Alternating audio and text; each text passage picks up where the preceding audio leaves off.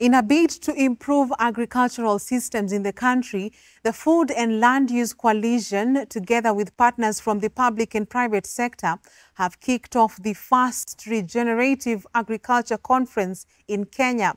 The two-day conference provides a platform for sharing knowledge, experiences and best practices in promoting regenerative agriculture to combat drought and desertification for sustainable development in Kenya. And as Grace Ahati now reports, the conference comes in the run-up to the World Day to Combat Desertification and Drought to be commemorated on Saturday, June 17th, 2023.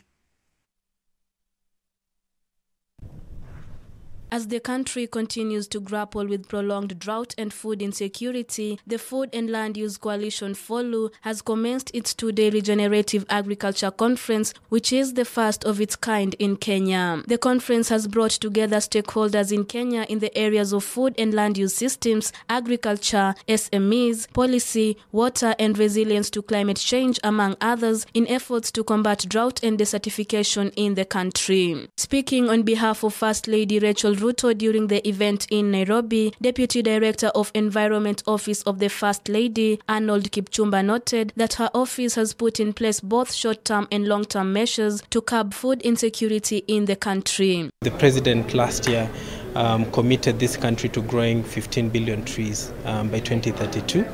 So the Office of the First Lady has committed to growing 500 million trees by 2032 in the same period. So this ideally is to support the President meet his target, but more importantly is we are promoting what we are calling the green tree commodity initiatives. So we are looking at fruit trees and tree commodities. So these are tree species that have economic value and can also, you can eat. So we are looking at avocado, macadamia, cashews, oranges, even gum arabica.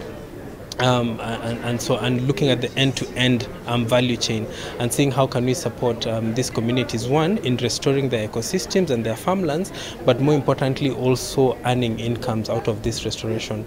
The Alliance for Green Revolution in Africa, AGRA, one of the event organizers, has noted that by 2050, climate predictions indicate that Kenya will have increased incidences of floods and droughts, as well as increased instances of pests and diseases. According to AGRA Kenya Country Manager John Masharia, the conference is an important forum for stakeholders and farmers to come up with measures to mitigate and adapt to technologies that will help them survive the changes. This particular conference brings together stakeholders from government, from private sector, from civil society and farmers to have a candid conversation around the cost-benefit analysis of adoption of regenerative practices, as well as adopting some of the products that are out there in the market, but also having critical questions about the use of our land in terms of biodiversity, this question of bees, and agrochemicals, the use of organic and inorganic fertilizer, and quite a number of other thorny issues, so that we begin to